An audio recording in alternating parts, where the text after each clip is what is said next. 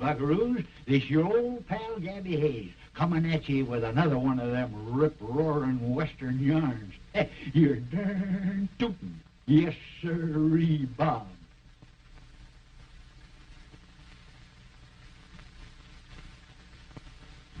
You know, I was looking up on top of the mountains this morning, and I noticed they got a little mite of snow up there. Yeah. You know, that kind of reminds me of an old uncle of mine. Iceberg Hayes, he was known as. There's the coldest man that ever lived. Oh, did he like cold weather. He couldn't stand warm weather. Matter of fact, he lived up at the North Pole. Yeah, lived up there 15, 18 years. He built everything out of snow and ice, you know. Well, finally it got too hot up there. He couldn't stand it any longer. So he decided he was going down to the South Pole, see if it was any colder down there. So he broke off a big chunk of ice, jumped on top of it, and floated right down to the South Pole on the first ice boat the world has ever known. Yes, sir. Yeah. Well, today's yarn's about a couple of fellers who went after a gang of outlaws after they held up and killed the stagecoach passengers.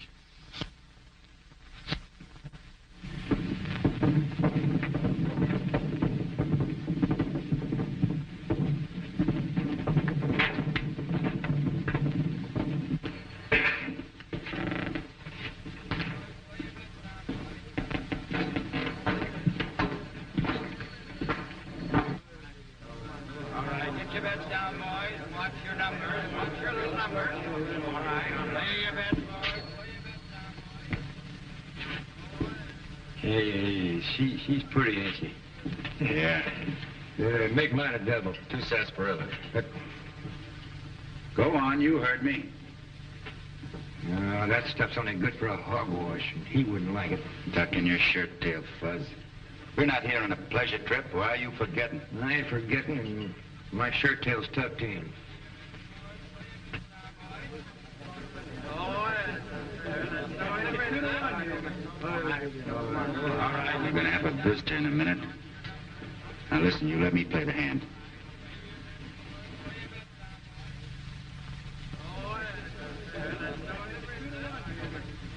Here he comes now. Now remember, Fuzz, let me play the hand. Well, I'm remembering what old Cliff said. The leader was a tall, rangy fellow. And that Pinto was easy for anybody around here to get him out of the livery stable. Hi, gents. I'm Grant Barlow, the owner here. Roxy tells me you had a little mix-up today. You mean the girl? That's right. We're sorry for what happened. Yeah, we sure are. Lucky for you, she didn't hold a grudge. I understand you're looking for a Pinto. We're looking for a fellow by the name of Ed Sperling who runs a livery stable. His helper tells us we could find him here. Why do you want to see Ed?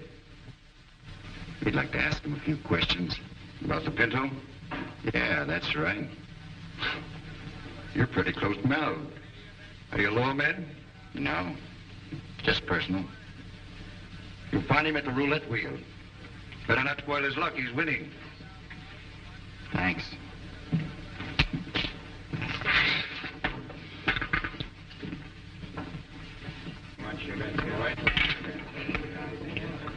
You win again, Mr. Sperling, on the red and even. As sure as your lucky night. Yes, sir. Yeah, all right, get your bets down, boys. Place your bets. Watch the little ball around it goes. Where it stops, nobody knows. Place your bets, folks.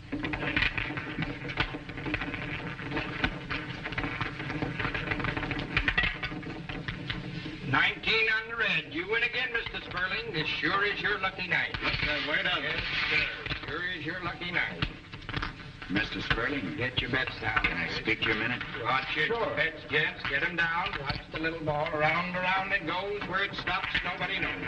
I'm sorry to bother you, Mr. Sperling, but it's important we ask you a few questions. Well, if it's anything about gambling, I don't know a thing. First time I played in 20 years.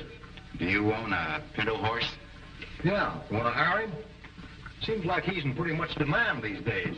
Who hired him a couple of days ago? Let's see. Oh, that's the day a stranger hired him. Made a pretty good deal, too. Gave me $100 cash. Do you remember what he looked like? Was he tall and rangy? Yeah, come to think of it, he was tall and rangy. What did he wear? Well, it was kind of dark when he came in the barn. I remember. Oh, I do remember he had a black shirt, And a black sombrero. Number 9 on the red. I'm sorry, Mr. Tryon. You lost again. Number 9 on the red. That seems crooked. I want my money back. I put up $10,000. I said I want my money back. I said I want my money back.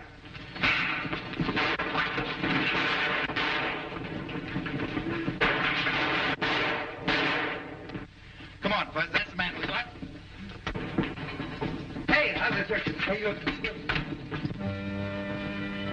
Hey, why are we after that fellow? Didn't you hear him say he lost $10,000? Yeah? Well, that amounts to 1/4 of the money stolen from the stage. That's right. Besides, he was shooting a .38, Fuzz.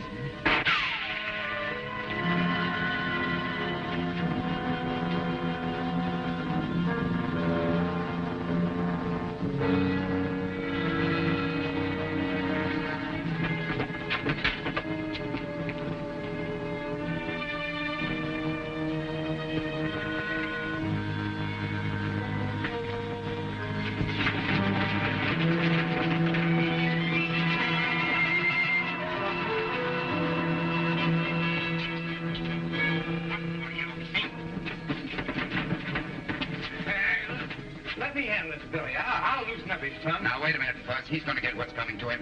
Talk fast, mister. We know that you were one of the men that held up the Canyon City stage.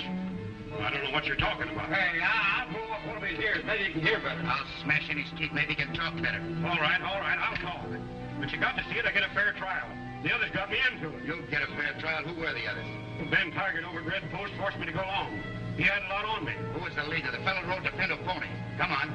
Come on.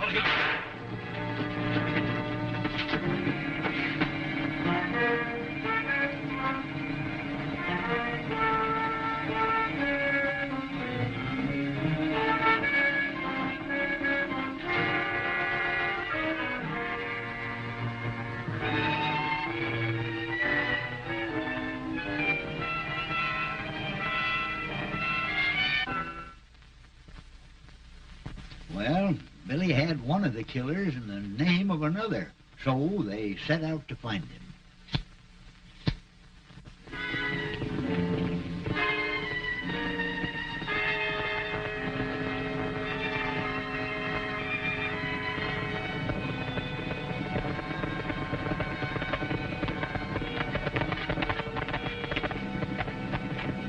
Hi, stranger. Howdy. You boys heading for Red Post? Yeah, that's right. You got business there? Well, you can call it that. We got plenty of business. We're looking for a dang dumb named Ben Taggart. What my partner means, we'd like to have a talk with Ben. Who are you? I'm Bill Carson. My partner, Fuzzy Jones. Why are you so anxious to talk with a man like Ben Taggart? Why, that dang fools.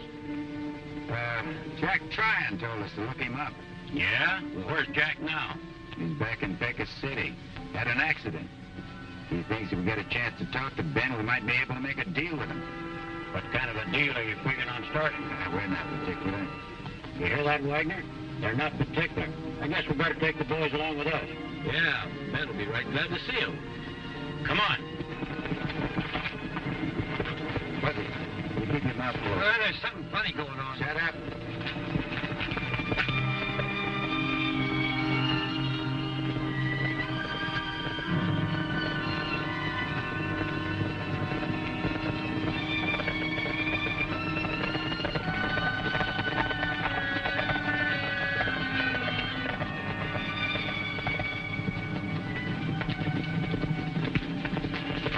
I don't think we better take any chances, Wagner. No, I don't think we better.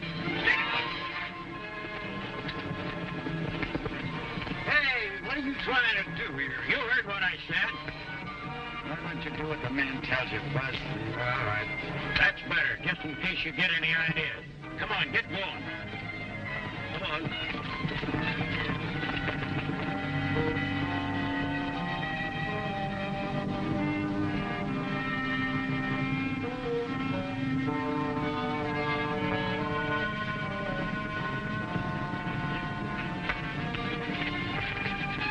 All right, get your feet on the ground and get inside.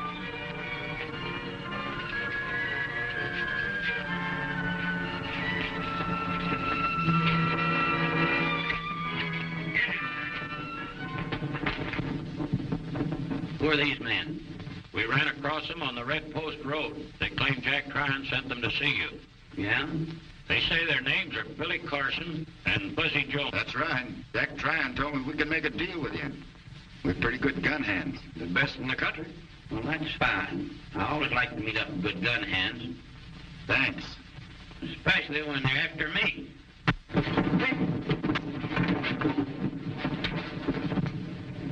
Too bad I can't finish you saddle tramps now. Buck's got better medicine for you.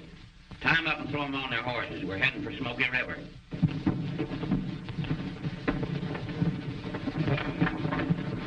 Put it around his feet there. You say Jack Tryon sent you here to make a deal with me? Where's Jack now? He got killed in a shooting scrape over in Becca City. Playing roulette. Yeah, that's the truth. Shut him up. Did Jack have money? About 10,000 or more. Lost every cent. Well, how do you like that? Buck pays him off, leaves me here stranded. According to his note, he'll settle up tonight. He'd better. One more question, Carson. Who sent you after me? No one. We thought it up ourselves. You said that before. I'm saying it again. All right, Connors.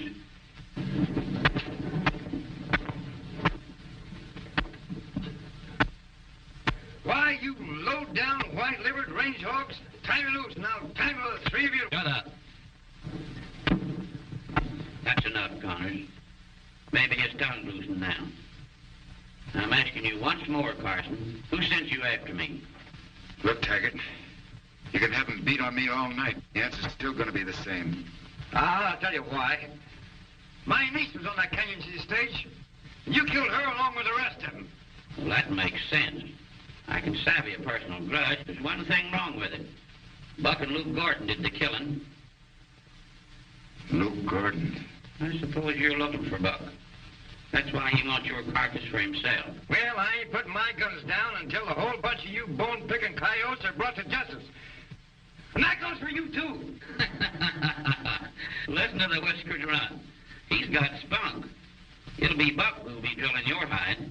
Well, if you're through working on these hombres, let's have some victuals while we're waiting for Buck. Wagner and me ain't eaten since morning. All right, Connors. We'll give the condemned their last meal. Hey there, why don't you untie me and I'll whip you up a meal? I'm considered the best cook in Lincoln County. Gunslinger and cook. All right, untie the runt. Let's see what he can do. Okay. There's some canned stuff in the cupboard, and it better be good. Well, come on, untie me. Say, you're acting mighty funny, you little runt. What is the matter with this? Nothing at all. There's one way to find out. Make him eat it. Not a bad idea. Here, eat that. Oh, I ain't hungry. I said eat it. Please don't make me eat when I'm not hungry. It gives me the indigestion.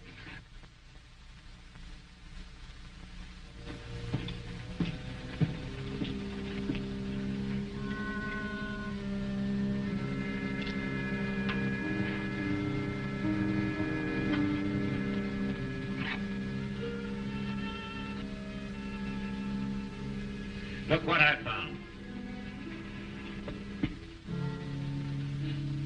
So that's your special seasoning, huh? Well, that stuff, what is it? You'll find out. Eat that. I told you I'm not hungry. I said start eating that. I'm not hungry. You eat it or I'll break your jaw.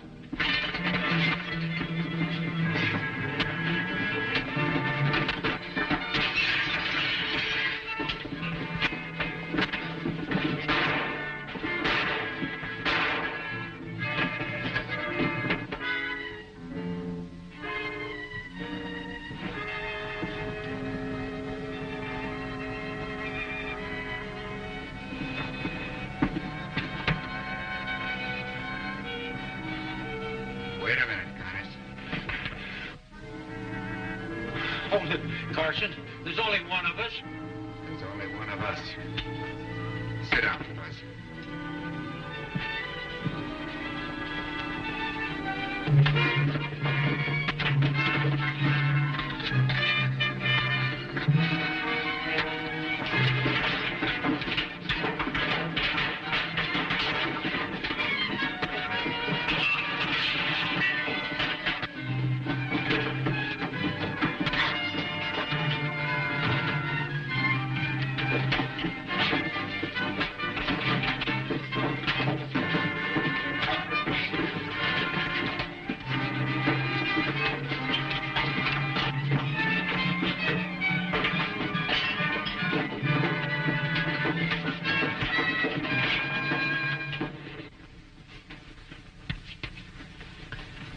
Well, that takes care of two of them killers. Yeah, but only two more to get. Who do you reckon fired them shots? I guess it was Buck. Well, then he's the leader. Sure. Got Jack trying and then Taggart to keep him from talking. Get Luke Gordon next unless we find him first. Well, maybe this range hog knows something. We'll soon find out. All right, Connors, on your feet. Now it's your turn to talk. Go on. Yeah, what about? You know Buck? Never saw him. Hey, there's some stew over on that stove. I'm just hankering to serve this yellow mongrel. That's the truth. I never saw Buck. All my dealings was with Taggart. You know this Luke Gordon? Yeah, I know Luke. Well, what about him? Go on, talk. He run a bar over in Twin Oaks the last I heard of him. What does that varmint look like? Luke's middle-aged and thin. Middle-aged and thin. What else? He's fast with his gun. Buzz, get our guns. We got work to do.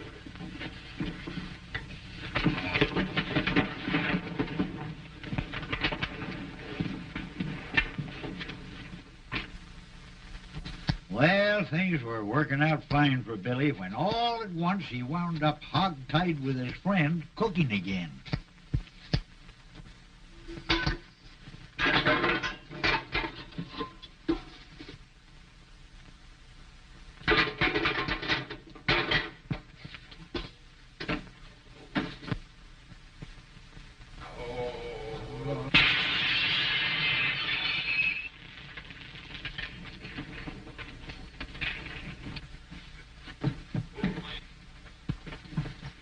Buzz, you all right?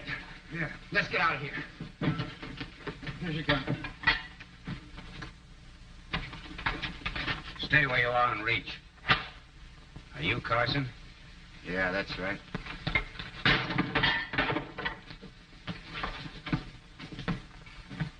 He put dynamite in the stove. Now get outside and stand guard. I'll attend to these two.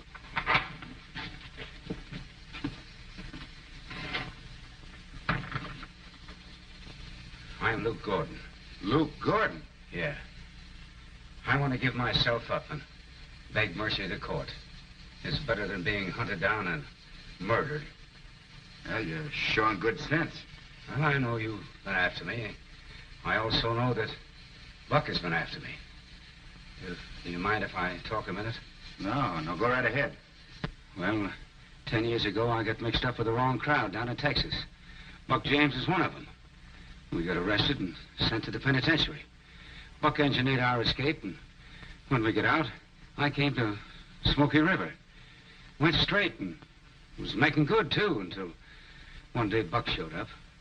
Well, he was broke, and, well, I was a haunted man the same as he was, and he forced me to go on that Canyon City holdup with him. But he did all the shooting and killing. I threw my gun away. Was it a 45? Yeah.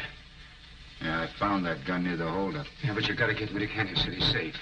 Hey, who is this Buck, and what do you know about him? Well, Buck James is his name. That's all I ever did find out about him. Did he take over your last chance saloon? No, that was a fellow named of Grant Barlow from Quaker City. Could you identify this Buck? No, I hope he shows up so I can. Well, there were posters all around with all our pictures on them, but I guess they never did get to this part of the country. Yeah, you better keep this. You might need it. Thanks. Let's get going.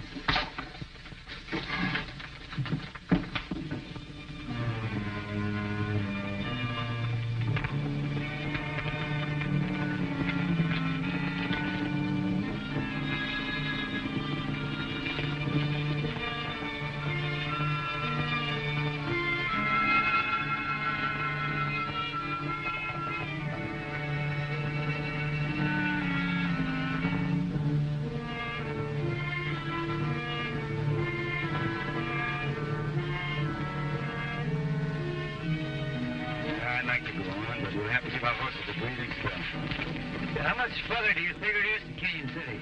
Oh, another hard day's ride. I wish it was all over. They ain't seen nothing of that buck trail, Zebby. No, but he will, I'm sure of that. Take it easy, Gordon. We'll get through. Yeah, you don't have to worry. We know how to use our irons. No, I'm not worrying about myself. I want to take my punishment. But a fellow like Buck should be caught up with. He's a vicious killer. Yeah, as soon as you identify his picture, the law will take care of him. Yeah, I hope so. I hope so.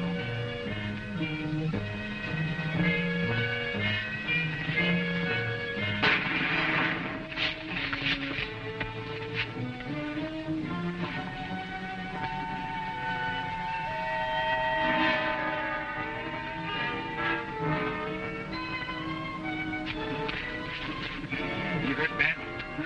I don't know. Buzz, give me a hand. We gotta get into a doctor. Get it to us.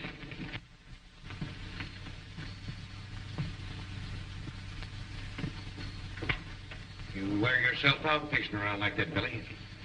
The doctor's taking a pretty long time. Yes, it does take quite a time to save a man's life. Don't worry. Doc Jones will bring him around. Did he tell you anything about this Buck James? Gordon's going to identify him as soon as he's able to talk. I never saw such a vicious crime as that stageholder. Well, we got 3 of them, and now get this varmint Buck. Billy.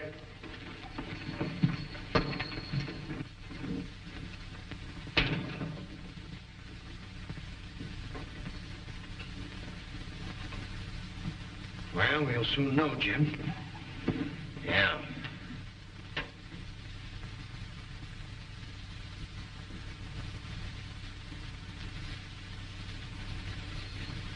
The loss of blood was too much. I couldn't save him. Doc, did he talk, say anything? Never regained consciousness. What do we do now? Fuzz, I guess there's only one thing to do.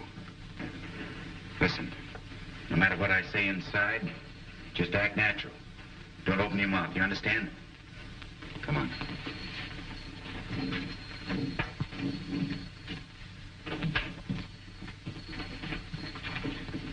What'd you say, Billy? Gordon's asleep.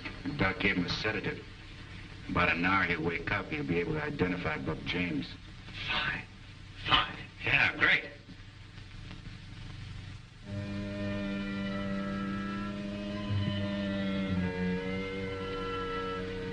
Ain't nobody coming yet. There will be. How's this Buck gonna know that Gordon's supposed to be alive? He knew every move of the others, didn't he? Yeah, but you Don't worry, Fuzz. He'll know.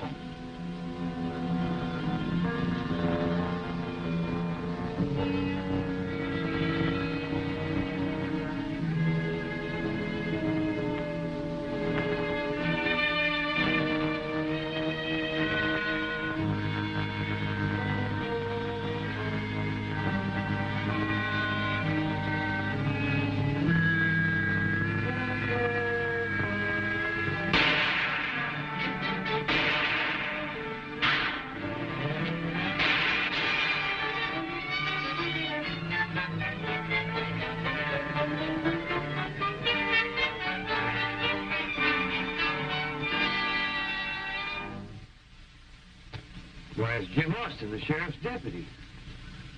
So he's Buck. Yeah, I've thought so for a long time. Fuzz just didn't have the proof. A perfect setup. Running the gang and working in the sheriff's office. Well, I guess this cleans things up.